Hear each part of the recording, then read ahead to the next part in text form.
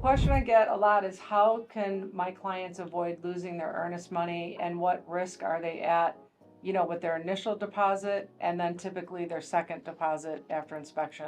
Okay, so as far as the initial deposit, it depends on the contract that's signed. There's two form contracts that are used by realtors. One is a Chicagoland contract, and one of them is a multi-board. When it comes to multi-board contracts, they allow you to back out of the contract based on disapproval, as long as it's not based on purchase price. So you can get a refund after inspection, as long as it's done timely. Or if there's something that happens during the first 5 business days and you don't want to pursue the transaction, as long as it's not price-based.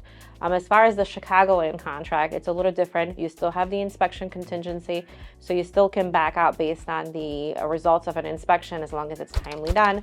But as far as a plain disapproval, you can't just back out because you changed your mind. It has to be based on typically inspection, or something changed with your financing and you can no longer purchase the property. So that's as far as the initial deposit is concerned. Once we are past the initial deposit and we're moving into the additional deposit, we are talking, the only reasons you can back out are two. Either you're in the mortgage contingency, your loan gets properly denied, meaning there is not an excuse for a denial, it's an actual, something goes wrong with financing, and it's within the mortgage contingency dates. And the other one, if you are purchasing a condominium, if you review the condominium documents, usually within 3 to 5 business days, depending on the contract, you have the right to object to the documents received from the association. And if we object timely, you can again get your refund. Once we are essentially clear to close, we're scheduled to closing, you fail to show up to closing, unfortunately, you lose the earnest money. If at closing something happens, it depends how major and how sensitive everyone is to negotiations.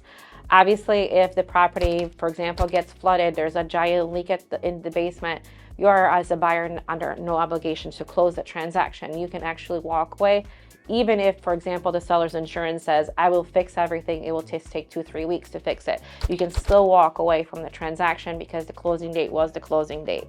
As far as something damaged as in move out, typically we try to negotiate this. So we try not to have people walk away. Everyone's vested, everyone spend money on appraisals, inspections, etc.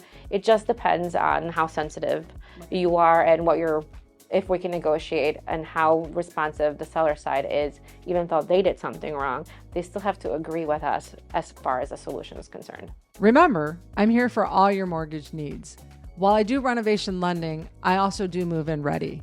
So if you're unsure whether you want to get a fixer-upper or a move-in ready, I can handle both. So please subscribe to my YouTube channel for more news, market updates, and opportunities to save money.